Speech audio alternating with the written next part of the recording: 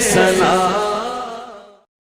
عزیزان گرامی وقار، اللہ کریم کو سب سے زیادہ ناپسند چیز جس کا ذکر قرآن پاک میں بھی ہے وہ ظلم ہے۔ ظلم کو اللہ تبارک و تعالی ہرگز پسند نہیں فرماتا، اور ظلم کا مطلب صرف کسی پر ہاتھ اٹھانا ہی نہیں بلکہ کفر اور شرک بھی بہت بڑا ظلم ہے۔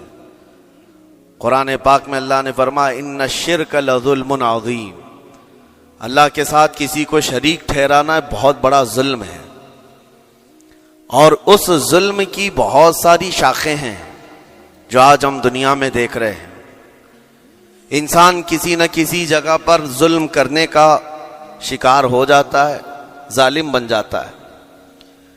اور ظلم کی تعریف اگر دیکھیں عربی میں تو یوں کہا گیا وضع الشیء علی غیر محلہ، کسی چیز کو اس کی جگہ پر نہ رکھتے ہوئے، اس کی حیثیت کو اس کی حیثیت کی جگہ پر نہ رکھتے ہوئے دوسری جگہ پر رکھ دینا، یہ ظلم کہلاتا ہے۔ حقدار کو حق نہ دینا یہ ظلم ہے، یا اپنے حق سے زیادہ کسی سے چھین لینا یہ بھی ظلم ہے۔ اور یہ ظلم کی ایک دو نہیں ہزاروں مثالیں ہیں، لیکن قرآن ہر ظلم کی مذمت کرتا ہے۔ اللہ کریم کئی جگہوں پر ارشاد فرماتا ہے ان اللہ لا يحب الظالمین، اللہ تعالیٰ ظالموں کو ہرگز پسند نہیں فرماتا۔ میرے عزیزو، گناہ بھی ظلم ہے، جیسے کہ قرآن میں اللہ نے فرمایا وَلَوْ أَنَّهُمْ إِذْ ظَلَمُوا أَنفُسَهُمْ، جب لوگ اپنی جانوں پر ظلم کر لیں تو اے محبوب آپ کے دربار پہ آئیں۔ یہ جو آیت ہے، ظلم کا مطلب کیا ہے؟ انسان جب گناہ کرتا ہے تو وہ اپنے آپ پر ظلم کرتا ہے۔ ظلم کی بہت ساری شاخیں ہیں، اور ظالموں کو اللہ پسند نہیں فرماتا، چاہے وہ اپنے اوپر ظلم کیا ہو یا کسی نہتے پر ظلم کیا ہو۔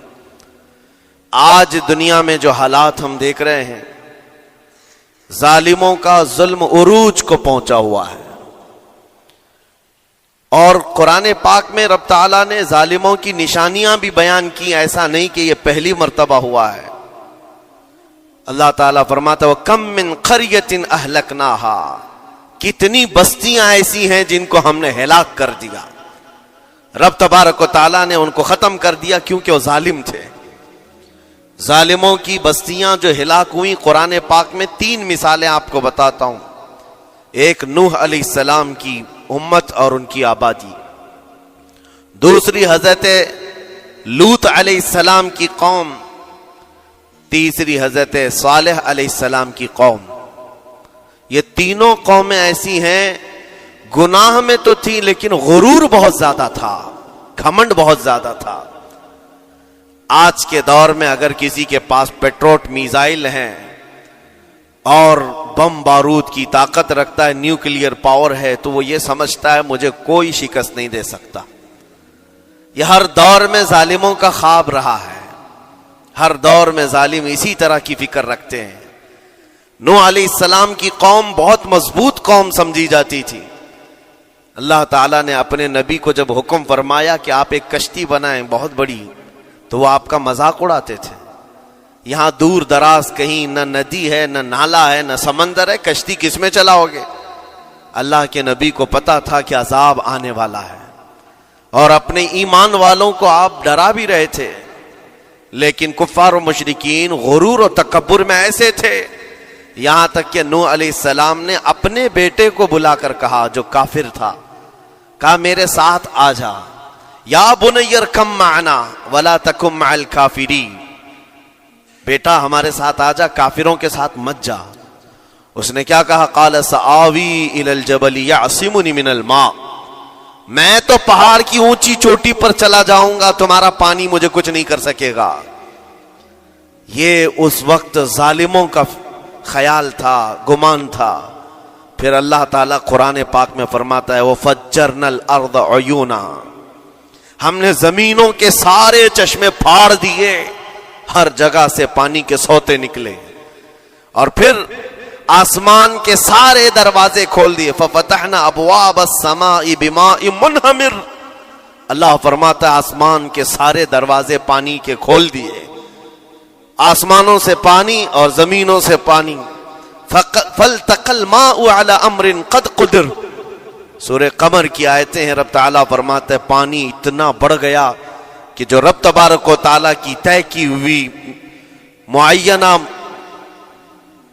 نشانی تھی وہاں تک جا کر پانی مل گیا. روئے زمین پر کوئی باقی نہ رہا سوائے حضرت نوح علیہ السلام کی کشتی کے، کوئی نہیں باقی رہا. جب یہ پانی پھیل گیا، کیا پہاڑوں کی چوٹیاں، کیا محلوں کی اونچائیاں، سب غرق ہو گئے.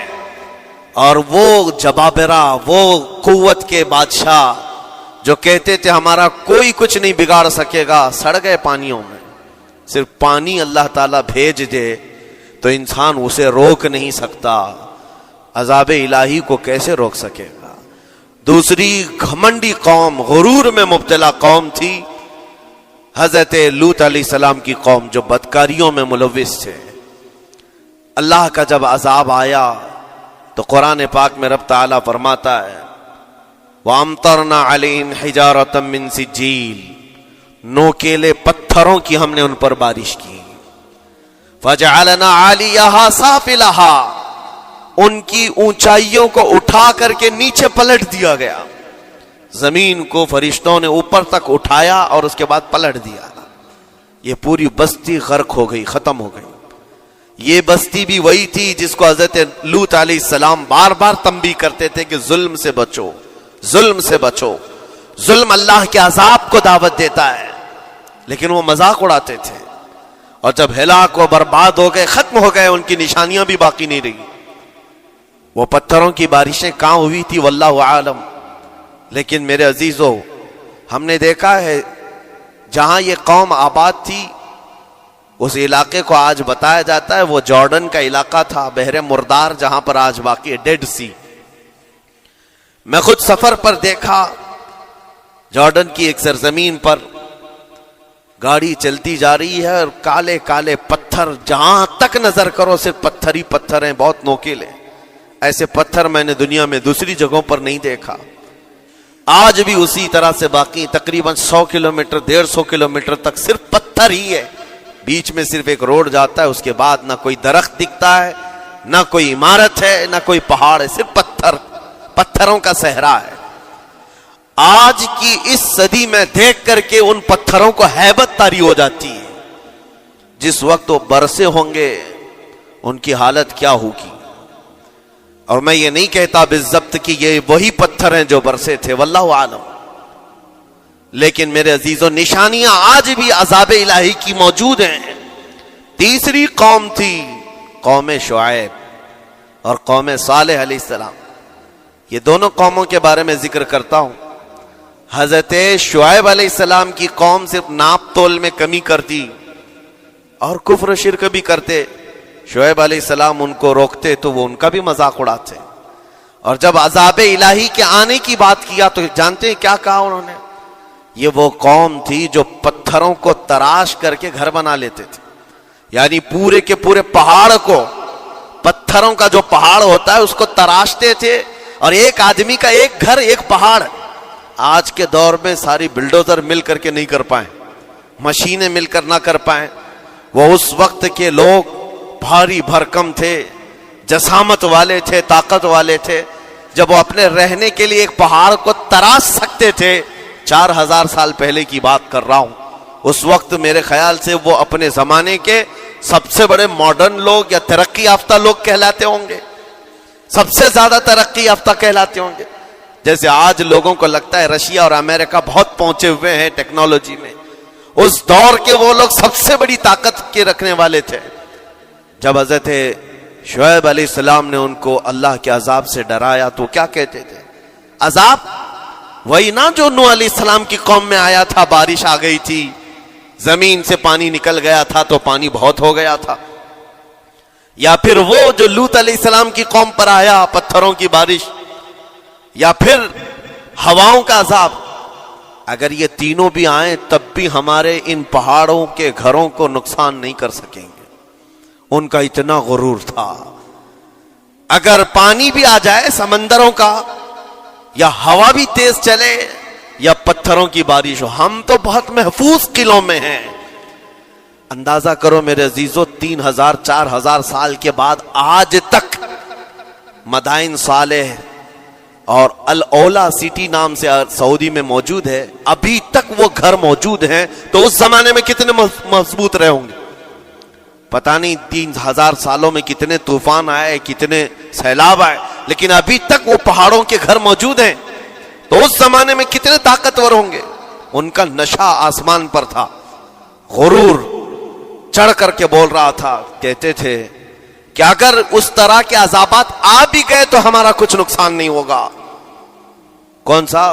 نوح علیہ السلام کی قوم کا عذاب آ جائے، لوط علیہ السلام کی قوم کا عذاب آ جائے، یا پھر شعیب علیہ السلام کی قوم کا عذاب آ جائے، یہ صالح علیہ السلام کی قوم کی بات کر رہا ہوں۔ تو پھر ہوا کیا؟ اللہ کے نبیوں نے انہیں ڈرایا اللہ کے عذاب سے، باز آ جاؤ، اللہ وحدہ لا شریک کی طرف جھک جاؤ۔ وہ اکڑ تھی، غرور تھا کہ نبیوں کا مذاق کرتے۔ پھر ہوا کیا؟ قرآن کہتا ہے صرف ایک فرشتے کو اللہ تعالیٰ نے زمین پر اتارا، ایک فرشتے کو اتارا، اور اس کے بعد اس فرشتے نے ایک چنگھاڑ لگائی، ایک آواز کی، ایک آواز، صرف فرشتے کی ایک آواز ایسی تھی کہ جتنے اپنے مضبوط قلعوں میں گھروں میں موجود تھے، اس آواز کی ہیبت سے ان کا بھیجا کانوں سے باہر نکل آیا تھا۔ اور صبح کے وقت جب اس بستی میں جا کر کے دیکھیں تو سب کے سب اوندھے منہ گرے ہوئے تھے، ایک بھی اس میں سے بچا ہوا نہیں تھا۔ نہ نوح علیہ السلام کا طوفان آیا، نہ لوط علیہ السلام کی قوم پر برسنے والے پتھروں کا عذاب آیا، نہ ہی ہوائیں چلائی گئیں۔ ایک فرشتے کو بھیج کر رب تعالیٰ نے اپنی قدرت کا مظاہرہ فرمایا۔ اللہ کے کروڑوں اربوں لا تعداد فرشتے ہیں، ایک فرشتے کی طاقت ایسی ہے کہ اگر وہ اپنی آواز نکالے تو تمہارے کانوں سے بھیجا باہر نکل آئے۔ اللہ وحدہ لا شریک، وہ حی و قیوم کل بھی تھا اور آج بھی ہے، وہ رب ذوالجلال حی و قیوم ہے، طاقتور ہے اور ہمیشہ رہے گا۔ اور رب تبارک و تعالیٰ نے قرآن پاک میں فرمایا، آپ یہ آیت تقریباً 3 جگہ قرآن میں آئی، وَإِذْ نَجَّيْنَاكُمْ مِنْ آلِ فِرْعَوْنَ يَسُومُونَكُمْ سُوءَ الْعَذَابِ يُذَبِّحُونَ أَبْنَاءَكُمْ وَيَسْتَحْيُونَ نِسَاءَكُمْ وَفِي ذَلِكُمْ بَلَاءٌ مِّن رَبِّكُمْ عَظِيمٌ۔ رب تعالیٰ فرماتا یاد کرو فرعونیوں کے عذاب سے اللہ نے تم کو نجات دی۔ یہ بنی اسرائیل کو کہا جا رہا ہے کہ فرعونیوں کے عذاب سے، کہ فرعون اور اس کے لشکری اس قدر سخت سزائیں دیتے تھے موسیٰ علیہ السلام کی قوم پر، ایمان والوں پر، بنی اسرائیل پر۔ اللہ فرماتا ان سے نجات دیا رب تعالیٰ نے، لیکن وہ کرتے کیا تھے؟ بنی اسرائیل میں ایک بھی بچہ پیدا ہو جائے اسے ذبح کر دیتے تھے۔ فرعون کے لشکریوں نے ایک سال میں 12,000 بچوں کو قتل کیا ہے، 12,000 بچوں کو ذبح کر دیا ہے۔ آج کے اسرائیلی اگر یہ بچوں پر ظلم کرتے ہیں تو یہ تعجب کی بات نہیں ہے، فرعون کی سرشت میں داخل تھا اور یہ فرعونی ہے، وقت کے جبابرہ ہیں، وقت کے ظالم ہیں۔ 12,000 بچوں کو قتل کر دیا تھا فرعون اور اس کے لشکریوں نے، اور عورتوں کو زندہ چھوڑ دیتے تھے۔ قرآن میں اللہ تعالیٰ نے فرمایا 3 جگہ آئی آیت، لیکن اس کے ساتھ رب تعالیٰ یہ بھی فرماتا ہے یہ سخت ترین سزائیں دیتے تھے فرعونی، اللہ نے ان سے تم کو نجات دیا، لیکن یہ سزائیں کیوں دیتے تھے، یہ عذاب کیوں تھا؟ وَفِي ذَلِكُمْ بَلَاءٌ مِّن رَبِّكُمْ عَظِيمٌ، یہ ہے فرمان اللہ کا۔ یہاں میں یہ ٹکڑا اگر بیان کر دوں تو آج آپ کے دلوں کے اندر ایک یقین پیدا ہو جائے گا آج کے حالات کے مطابق فرعونیوں کا اس قدر سخت عذاب کیوں تھا۔ رب تعالیٰ فرماتا ہے اے مومنو، ان تمام معاملات میں اللہ کی طرف سے تمہارے لیے بڑا امتحان تھا، یہ امتحان تھا اور وہ امتحان آج بھی ہے اور ہر زمانے میں رہے گا۔ ستیزہ کار رہا ہے ازل سے تا امروز، شرار ابو لہبی سے چراغ مصطفی، ہر زمانے میں حق و باطل کے معرکے ہوتے رہیں گے۔ لہٰذا آج کے دور میں یہ سب حالات جو پیدا ہوئے، مسلمانوں کو، مومنین کو ذرا برابر بھی نروس ہونے کی ضرورت نہیں۔ تم جس دین سے وابستہ ہو اس دین کی حفاظت کا ذمہ اللہ نے اپنے ذمے لیا ہے. یریدون لیطفئوا نور اللہ بافواہہم. قرآن میں اللہ فرماتا ہے کفار و مشرکین اپنے منہ کے پھونکوں سے اللہ کے اس چراغ کو بجھانا چاہتے ہیں، اللہ اپنے اس چراغ کو مکمل کر کے رہے گا. یہ اسلام نور الہی ہے، اللہ کا نور ہے، اور اس کو صبح قیامت تک رہنا ہے. اور ہم جیسے اور بھی آئیں گے اس زمین پر، اور آئیں گے جاتے رہیں گے. یہ آبادیاں ہیں، بدلتی رہیں گی، خدائی قانون ہے، لیکن اسلام نہ کل بدلا تھا، نہ آج، نہ قیامت تک بدلے گا. ہم سب کا امتحان ہے میرے عزیزو، ہم سب کا امتحان ہے. لیکن ان حالات میں مومنین کو کرنا کیا چاہیے؟ انہیں اپنے ایمان کو مضبوط کرنا چاہیے. کبھی کسی کے اڑتے ہوئے چھیتڑے اور ٹکڑے دیکھ کر تمہیں مایوس ہونے کی ضرورت نہیں. اب ہمارا مستقبل کیا ہوگا؟ میرے عزیزو، آج جو حالات ہیں یہ حالات کربلا سے زیادہ سخت تو نہیں ہیں. آج فلسطینیوں کو ہم نے دیکھا 6 ماہ کے، سال بھر کے بچوں کو سینے سے لگا کر کفن لپیٹ رہے ہیں. ان ماؤں کی کیا کیفیت ہوتی ہوگی؟ کبھی کبھار چھوٹی سی کلپ میں دیکھ کر کے آنکھوں سے آنسو بہ پڑتے ہیں. انہوں نے اپنے ہاتھوں سے نہ جانے کتنے بچوں کو ایک دن میں دفن کر دیا. 80 میتوں کو ایک قبر میں ڈال دیا کرتے ہیں. ان فلسطینیوں کو لاکھوں سلام، ان کے جذبات کو اور ان کی استقامت کو. ہم تو دعا یہی کرتے ہیں ان فلسطینی مسلمانوں کے برابر پوری دنیا کے مسلمان نہیں ہو سکتے. ہم تو ایک ناشتے پر صبر نہیں کر پاتے، وہ اپنے 10 بچوں اور خاندان والوں کے کٹے ہوئے چھیتڑوں پر بھی کہتے ہیں اللہ ہمارے ساتھ ہے. ساری مصیبتیں دیکھ کر کے بھی وہ کہتے ہیں اللہ ہمارے ساتھ ہے. ان کے گھر اڑا دیے گئے، تباہ کر دیے گئے، راکھ میں بدل دیے گئے.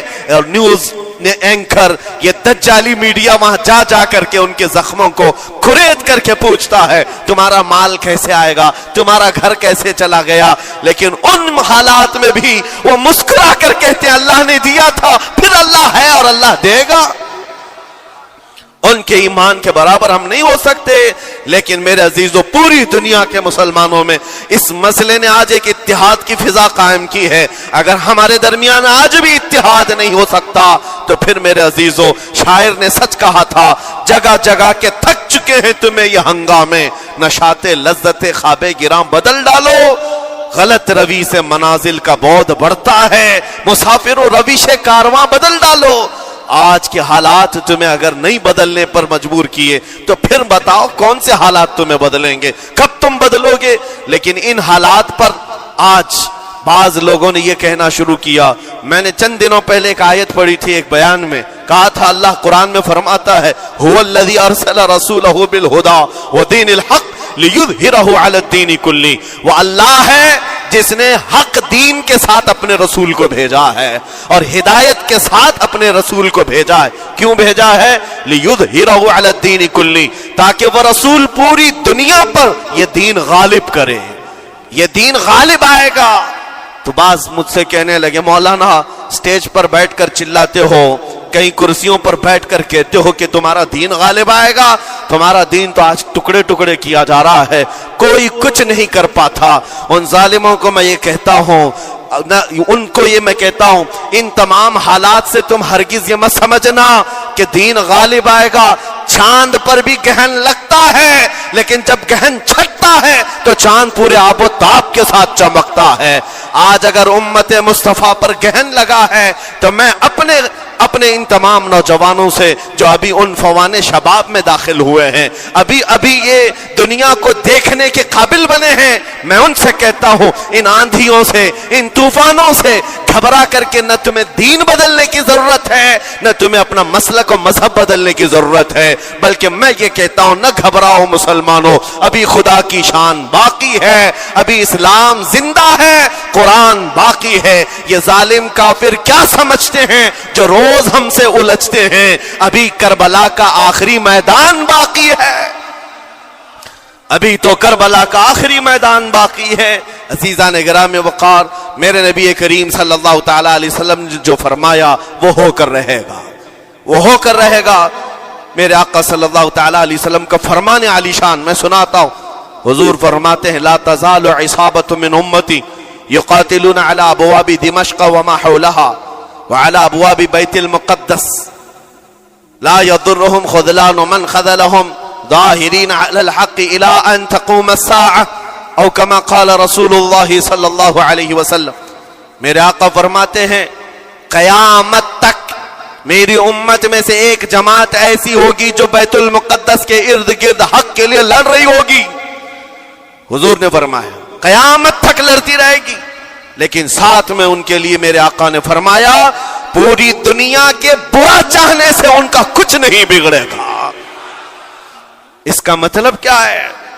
اگر آپ ہم سے پوچھتے ہیں کچھ نہیں بگڑے گا، حضور نے فرمایا کچھ نہیں بگڑے گا، لیکن ہم تو دیکھ رہے ہیں ان کے گھر تباہ ہو گئے، بچے مر گئے، چھوٹے بچوں کے سروں سے باپ کا سایہ نکل گیا، کسی کے سامنے اس کی ماں کی تڑپتی ہوئی لاش ہے، اور حدیث میں کہا جا رہا ہے ان کا کچھ نہیں بگڑے گا.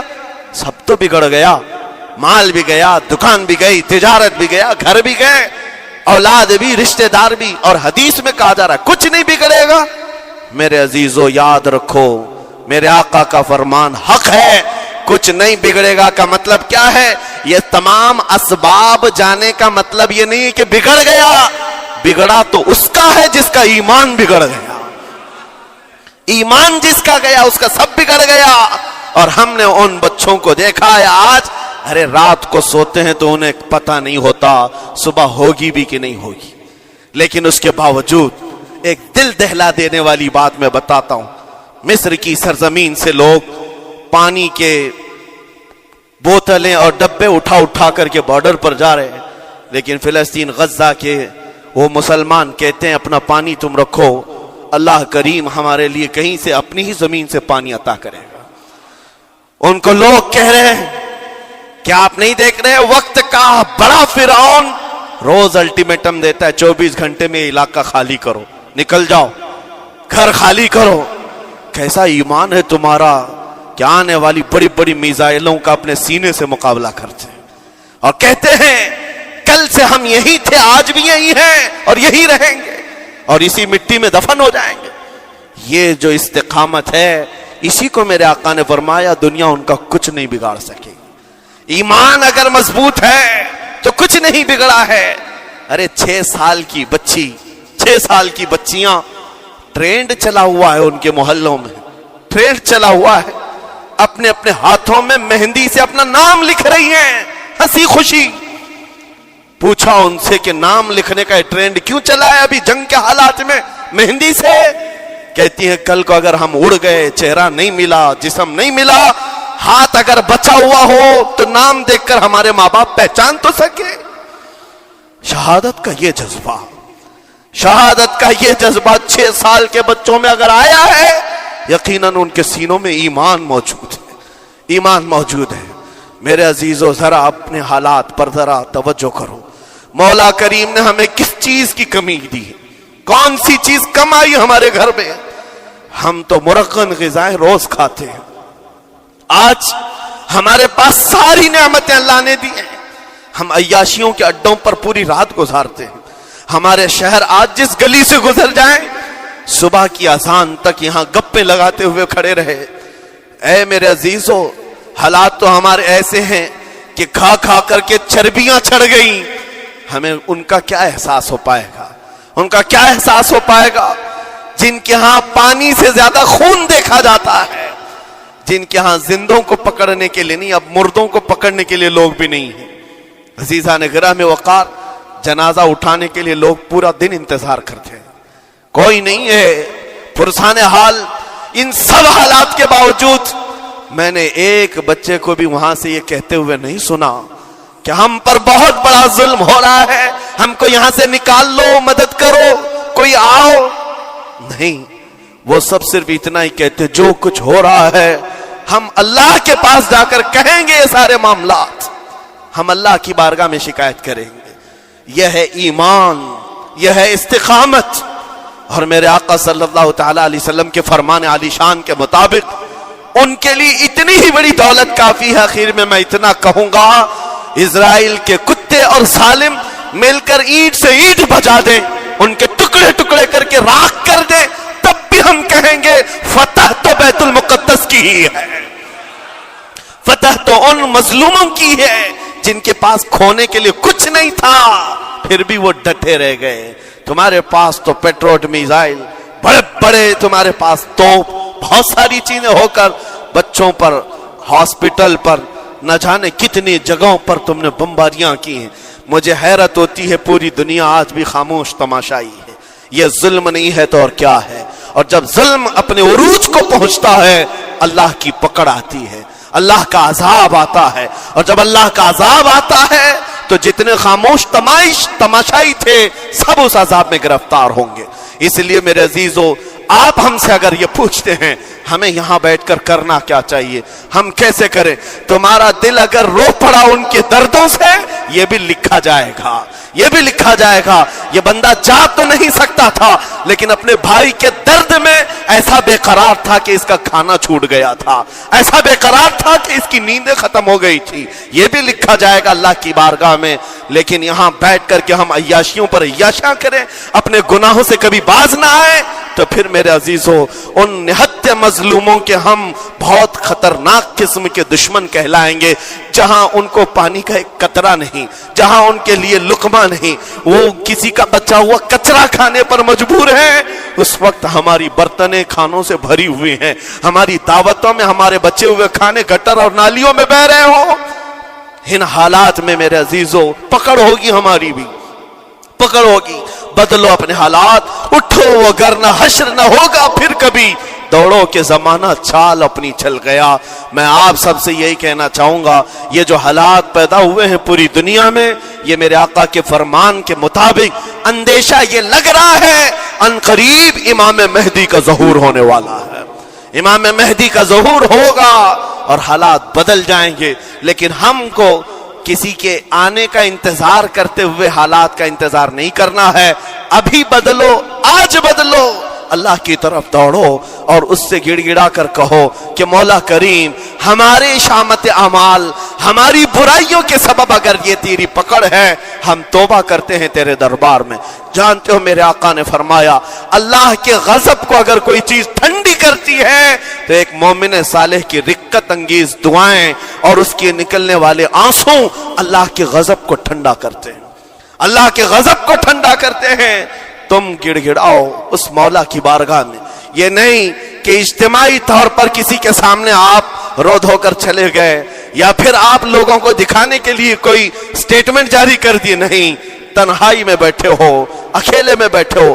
جیسے کہ کل ایک بہت اچھی چیز میں نے دیکھی تھی، ہمارے علماء نے اعلان کیا تھا پوری دنیا مل کر کے جمعرات کا روزہ رکھے، اس لیے کہ روزہ اللہ کو پسند ہے، اور افطار سے پہلے اگر کوئی دعا کرے، اول دعا ہماری ان مظلوموں کے حق میں ہو، ان ظالموں کے خلاف ہو، مظلوموں کی مدد کے لیے ہو، یقیناً اللہ کی مدد آئے گی، اور آئے گی کیونکہ قرآن بار بار کہتا ہے الا ان نصر اللہ قریب، آگاہ ہو جاؤ بے شک اللہ کی مدد بہت قریب ہے، اللہ کی مدد بہت قریب ہے۔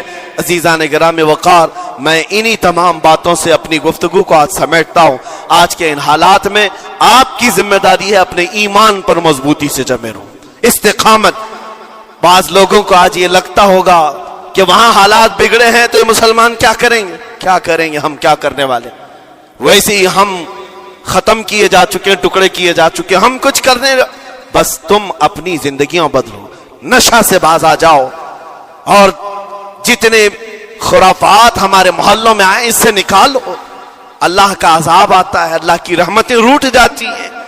ایک بار ہم بدل لیے تو مولا کریم اپنی رحمتوں کے سائبان فرما دے گا ہم پر، اور بس ہماری تمنا یہی ہے۔ اللہ کریم کی بارگاہ میں دعا ہے، قدیر و جبار خدا کہنے سننے سے زیادہ ہمیں عمل کی توفیق عطا فرما۔ اے رب کریم احسن الخالقین، ہم سب اپنے گناہوں سے سچی توبہ کرتے ہیں، مولا ہمارے گناہوں کی وجہ سے اگر تیری سخت پکڑ ہے تو مولا تو اپنے غضب کو ٹھنڈا فرما دے، تو اپنے غضب کو ٹھنڈا فرما دے، مولا تو اپنے غضب کو ٹھنڈا فرما دے۔ اے کریم خدا، تیرے حبیب کی امت تڑپ رہی ہے، اور ہر جگہ مولا ظلم و ستم کا نشانہ ان غریب مظلوموں کو بنایا جا رہا ہے۔ جن کے پاس ایک وقت کا کھانا بھی باقی نہیں رہا، مولا تو اگر مدد نہیں کرے گا تو کون مدد نازل فرمائے گا؟ اے رحمان، ہمارا عقیدہ ہے تو ہی وہ خدا ہے جو ابابیلوں کو بھیج کر ابرہہ کو ہلاک کیا، تو ہی وہ خدا ہے جو بدر میں اپنے نبی کے لیے 5000 فرشتوں کو اتارا، اے مولا تو ہی وہ خدا ہے جو یونس علیہ السلام کو مچھلی کے پیٹ سے زندہ سلامت نکالا، تو ہی وہ خدا ہے جو ابراہیم علیہ السلام کو دھڑکتی ہوئی آگ سے بھڑکتی ہوئی آگ سے زندہ محفوظ فرمایا۔ اے قدیر و جبار خدا، کل بھی تو حی و قیوم تھا، آج بھی ہے اور ہمیشہ رہے گا۔ ہمارے اس عقیدے کی لاج رکھ لے اور غیب سے مولا تو اپنی مدد نازل فرما، اپنی مدد نازل فرما، امت مصطفیٰ کے لیے خیر فرما، ہم سب کو امن و امان عطا فرما۔ اے رب کریم، ان ظالموں کو کیفر کردار تک پہنچا دے، مظلوموں کو مولا امن کی سانس عطا فرما۔ ہماری خوشیاں اگر لکھی ہوئی ہیں اے رب قدیر، ہماری خوشیوں میں سے ان کو یہ تقسیم فرما دے، اے اللہ ہماری حصے کی خوشیاں انہیں تقسیم فرما دے۔ اے رب کریم، ہمارے امن و سکون کو ان کے درمیان تقسیم فرما دے۔ اے اللہ، ان بلکتی ہوئی ماؤں کی آوازیں ہماری نیندیں اڑا چکی ہیں، مولا ان بچوں کے زخمی چہرے مولا بار بار ہماری آنکھوں کو ترساتے ہیں، مولا کب تک یہ تیری آزمائش ہوگی، کب تک یہ امتحان ہوگا؟ اے قدیر و جبار خدا، تجھے تیرے حبیب کی نالین کا واسطہ ان سب کو ظلم و ستم سے آزاد فرما دے۔ اے اللہ، ظلم و ستم سے آزاد فرما، امن و امان عطا فرما، خیر و سلامتی عطا فرما، ہمارے اس ملک عزیز ہندوستان کو امن و امان کا گہوارہ بنا دے۔ اے اللہ، ہم سب کو محبت و آشتی کا پیغام اور الفت و محبت کے ساتھ جینے کی توفیق عطا فرما۔ مولا ہماری دعاؤں کو حضور کے صدقے قبول فرما۔ وصلی اللہ تعالی علی خیر خلقی محمد وآلہ واصحابہ اجمعین، وآخر دعوانا الحمدللہ۔